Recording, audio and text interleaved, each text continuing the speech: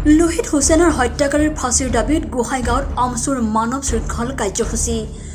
যোৱা 16 নৱেম্বৰত দক্ষিণ কামৰূপ জিলাৰ অন্তৰ্গত চাম্পুপৰা আঞ্চলিক সমিতিৰ সাধাৰণ সম্পাদক লোহিত হুছেইনক হানিখুচি হত্যা কৰা হৈছিল। উক্ত হত্যাকাণ্ডৰ লগত জড়িত থকা দোষীক আৰক্ষীয়ে আজিলৈকে কৰায়ত্ব কৰিব নোৱাৰাত আজি আমচুৱে গোহাইগাঁৱত মানৱ শৃংখল কাৰ্যসূচী ৰূপায়ণ কৰি প্ৰতিবাদ সাব্যস্ত কৰে।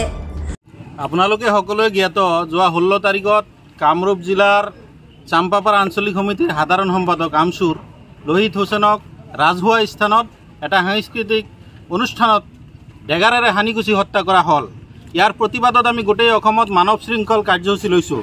আপোনালোকে সকলোৱে অৱগত যে 16 তাৰিখত ঘটনাটো হোৱাৰ পিছতো আজিলৈকে কামৰূপ জিলা প্ৰশাসনে সেই দুষ্কৃতিকাৰীসকলক কৰায়ত্ব কৰিব নোৱাৰিলে। আমি ধিক্কাৰ দিছোঁ কামৰূপ জিলা প্ৰশাসনক যে আপোনালোকে নিমাতী কন্যাৰ দৰে এনেকৈ বহি থাকিলে অসমৰ অৱস্থা কেতিয়াও ভাল নহয়। এজন ৰাজহুৱা স্থানক এজন ল'ৰাক ডেগাৰেৰে হানিখুচি হত্যা কৰা হ'ল, কিন্তু আপোনালোকে এতিয়ালৈকে নিমাত হৈ আছে। সেই লোহিত হুছেইনৰ পৰিয়ালৰ পৰা ইতিমধ্যে গোচৰ কৰা হৈছে। সেই গোচৰত যিসকল ব্যক্তিৰ নাম উল্লেখ কৰা হৈছে সেইসকলক কিয় এতিয়ালৈকে কৰায়ত্ব কৰা নাই, সেইসকলক কিয় এতিয়ালৈকে সোধপোছ কৰা নাই, তাৰ দাবী আমি জনাইছোঁ। কিয় কৰা নাই এইটো জনাব লাগে।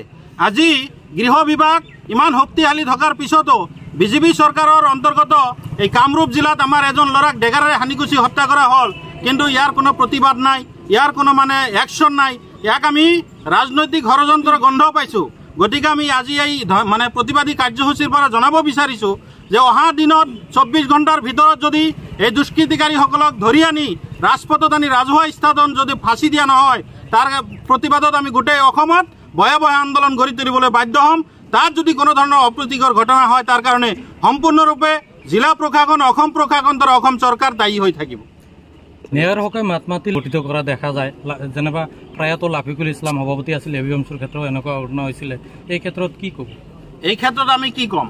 সদায় ন্যায়ৰ ক্ষেত্ৰত আমি সংগ্ৰাম কৰি আহিছোঁ, জাতীয় সংগ্ৰাম কৰিছোঁ। অসমৰ প্ৰতিটো জনগোষ্ঠীৰ কাৰণে আমি মাত মাতি আহিছোঁ, যাৰ কাৰণে আজি আমাৰ লোহিত হুছেইনক হত্যা কৰিবলৈ সিহঁতে সাহস পাইছে। আজি যদি লোহিত হুছেইনে যদি সংগঠনৰ এজন নেতা নহ'লে হয়, তেনেহ'লে হয়তো লোহিত হুছেইন আজিৰ দিনত বাচি থাকিলে হয়। আজি ন্যায়ৰ কাৰণে লৰাই কৰিবলৈ গৈ গোটেই অসমত বিভিন্ন সময়ত বিভিন্ন ধৰণৰ কাৰ্যসূচী আমি লৈছোঁ। সকলো স্তৰৰ ৰাইজৰ কাৰণে আমি সহায় সহযোগিতা বিচাৰিছোঁ। আমি সকলো সময়ত সক্ষম হৈছোঁ অসমৰ ৰাইজৰ কাৰণে মাত মাতিবলৈ গৈ বহুত কাম আমি অসমৰ ৰাইজৰ হকে কৰিবলৈ ইতিমধ্যে সক্ষম হৈছোঁ।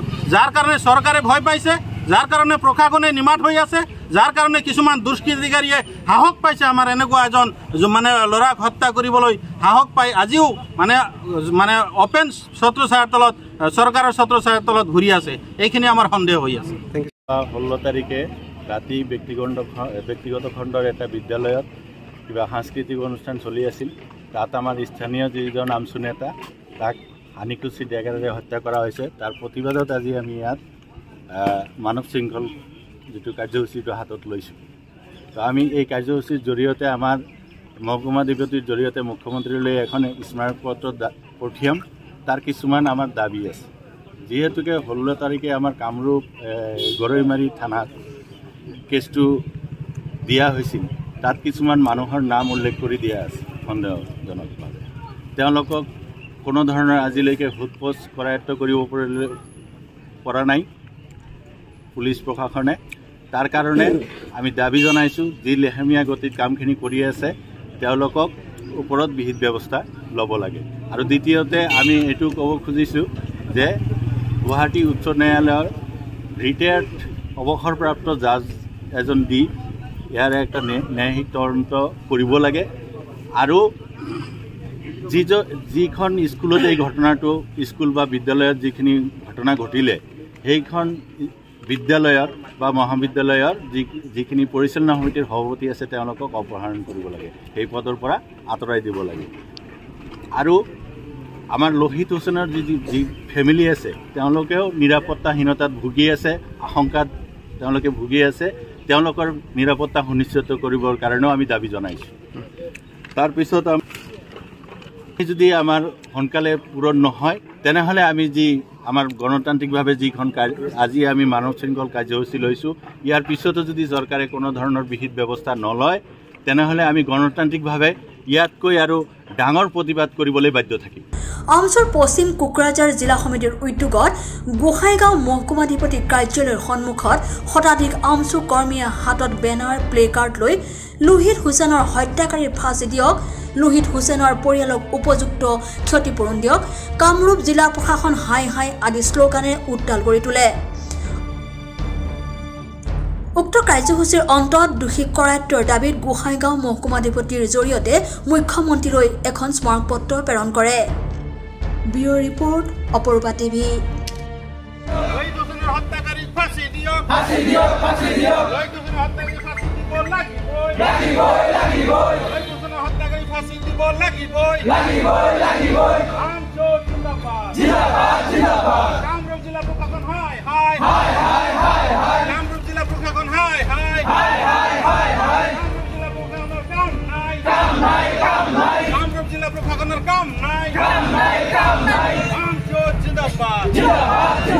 প্ৰিয় দৰ্শক, আপোনাক অপৰূপা টিভিৰ তৰফৰ পৰা বিনম্ৰভাৱে অনুৰোধ কৰিছোঁ, এই চেনেলটো আপুনি ছাবস্ক্ৰাইব, শ্বেয়াৰ, ফলোইং, লাইক আৰু কমেণ্ট কৰি লগতে কাষতে থকা বেল আইকনটো ক্লিক কৰি আমাক আপুনি সহায় কৰে যেন।